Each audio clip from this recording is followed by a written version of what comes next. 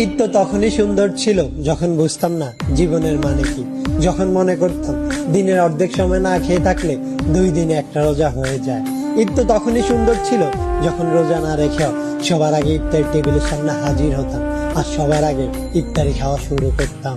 ঈদ তো তখনই সুন্দর ছিল যখন ঈদের নতুন জামা কাপড় কিনে দেওয়ার জন্য আব্বু আম্মুর কাছে কান্নাকাটি করতাম আর মনে করতাম কেউ ঈদের নতুন জামা কাপড় দেখে ফেললেই হয়তো ঈদ শেষ হয়ে যাবে।